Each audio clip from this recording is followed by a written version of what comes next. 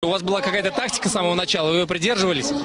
С самого начала у меня была какая-то тактика, и я ее придерживался. Всем привет, друзья! Сегодня мы познакомимся с грозой семи морей, мужчиной, для которого борода всегда в тренде, Франко. Это тот самый герой, чьей игрой можно восхищаться вечно, а бесконечные видео о его легендарном крюке заставляют наши сердечки биться чаще. Сегодня я расскажу вам, как, куда и зачем кидать крюки, как пользоваться вспышкой так, чтобы этот жирненький дядька сокращал и наоборот увеличивал дистанцию между героями. Кстати, спасибо большое Линпокер за помощь в создании этого видео, за сборку и описание умений. Друзья, если вы хотите иметь в тиме адекватного Франка, то завалите ее подарками в мобле. А если тебе жалко подарка, то поставь ей лайк, девочки такое любят. По традиции, перед просмотром подпишись на канал, чтобы такие видео попадались в рекомендации твоим друзьям гораздо чаще. Погнали!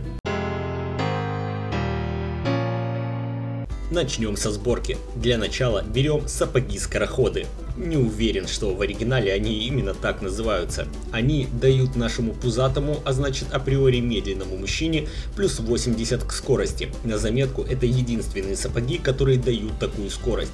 Далее берем маску, которая дает в сумме плюс 700 здоровья, увеличивает скорость передвижения на плюс 25% и увеличивает письку на 15 сантиметров. А если вы девушка, то грудь на плюс 1 размер. Третий предмет — это бессмертие, потому что мы можем себе это позволить, и если что-то пошло не по плану, то бежать не оглядываясь назад, дав себе любимому второй шанс. Далее, щит Афины. Если вы не в курсе, что это такое, то садитесь поудобнее, ваш друг сейчас все расскажет. Этот щит дает вам возможность держать удар от магических атак, то есть все герои, кто дамажит магической силой, их атаки будут вам не так страшны и наносимый урон будет гораздо меньше. Следующий предмет — Оракул, который дает плюс 850 здоровья, плюс 42 магической защиты, что-то там еще по мелочи, но самое важное здесь — это восстановление здоровья на 30% при поглощении урона. И последний предмет — Древняя Кераса, которая действует по тому же принципу, что и щит Афины, но только снижает получаемый урон от физических атак. Со сборкой, надеюсь, все понятно. Но, друзья, я, наверное, не устану повторять то, чтобы вы на старте руководствовались чужими сборками, но по итогу, когда освоите персонажа, жили и играли своим умом и своей сборкой. Живи своим умом, пчела. Сейчас быстро пробежимся по способностям, вы их и так знаете, но какой это тогда гайд, если я не расскажу, что герой умеет.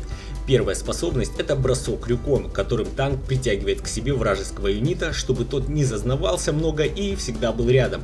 Хорошо срабатывает с лоу-хпшными врагами, либо если рядом с вами союзник с хорошим уроном. Вторая способность. Наш танк грозно стучит ножкой об землю, чем пугая соперника, наносит ему урон и оглушает на несколько секунд, чем рекомендуется пользоваться, пока враг вне сознанки. Третья способность — это ульта. Наш жирный друг начинает психовать и станет врага бить его с особой жестокостью. То есть уже от двух способностей мы видим стан, которым прям нужно пользоваться на максимуме. Также самая знаменитая комбинация ульты и вспышки — это ловим крюком, после жмем вспышку, желательно под башню свою, и ульта. В этом случае вы подтягиваете соперника к себе вспышкой, откидываете его в ту сторону, которую вам нужно, и плюсом станете, делая врага полностью беспомощным. Далее, инфа для тех, кто любит думать, а не на картинки смотреть. Поэтому, друзья, нажмите на паузу, сделайте кофе, от него мозг лучше работает, и слушаем мудрости, хитрости, накопленные годами упорных битв и баталий, добытых потом и кровью больших пальцев игроков. Для начала давайте запомним, что нужно роумить. Для тех, кто только что подключился, это значит, что нужно ходить по лайнам и помогать союзникам в зависимости от загруженности их линий. По стандарту, конечно, танк обычно идет со стрелком, потому что, во-первых, на этой линии скорее всего будет вражеский стрелок и нужно не давать ему фармиться и жить вообще. А во-вторых, потому что стрелки — это те ребята, которые на старте имеют мало шансов на выживание в соло. Поэтому мы, как заботливая мать, ходим рядом, пока наш малыш не окрепнет и не сможет сам за себя сносить лица всем вокруг. Значит, для начала мы идем гангать, то есть атаковать вражеского АДК. Как только вы коллективно унизили героя с пистолетом, можете уже ориентироваться по карте, помогая союзникам на линии. Не стоит стоять намертво прибитым к одной линии, забив на своих ребят, ну или потому что вы в дуо привыкли за ручку вместе ходить. Не надо так делать. Старайтесь быть инициатором ганга или файта. Вы как танк самый серьезный дядька или тетка, который может смело подставлять щеки под удары врагов, тем самым выманивая их на себя, чтобы ваши союзники могли из-за вашей спины давать тычки. Кстати, умирать танком не западло. Лучше умрет танк, но спасется АДК или боец. Как вы уже поняли, надеюсь, здесь нашему профсоюзу нужны смелые и активные ребята, которые могут провоцировать врага на атаку.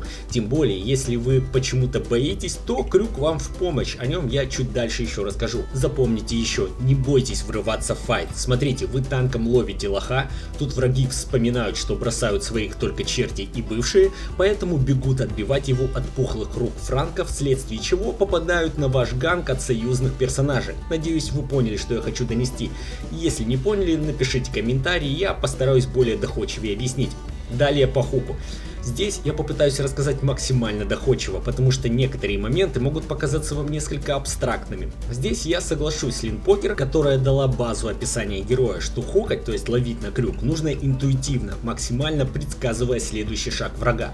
С первого раза это звучит странно, но по факту так и есть. И если у вас развито шестое чувство и открыт третий глаз во лбу, то вы поймете, о чем тут речь. Если нет, то смотрим дальше. В каком-то из своих видео я уже говорил о примерных траекториях движения разных героев. К примеру, если это новичок, то он в большей степени бежит прямо, не виляя по сторонам. Если человек или девушка «Ты сексист» играют средняком, то скорее всего это просто влево и вправо, что тоже очень предсказуемо. Если челик на опыте, то тут уже сложнее предсказать, куда он побежит для того, чтобы его поймать. К примеру, играя на деревянной Лейле против Франка, я примерно понимаю, когда он будет кидать крюк. И если бы я был на одном месте, то нужно бежать не то что в другую сторону, а скорее даже в другом направлении. Так и здесь. При прицеливании крюком не стесняйтесь останавливаться, чтобы прицелиться. Как в Counter-Strike, более точные попадания — это при стрельбе на картах, грубо говоря, когда персонаж не двигается. Здесь история почти та же. Никто не ждет от вас на первых порах ловли врага в момент движения. Поэтому если вы понимаете, что рыбка сейчас проглотит наживку, то останавливайтесь, прицеливайтесь и хукайте. Так профита будет больше. Ну, а на этом у меня пока все. Надеюсь, гайд получился интересным и информативным для вас, мои друзья и подруги. Если вы досмотрели до этого момента, то поставьте по-братски лайк, подпишитесь на канал. Счастливо!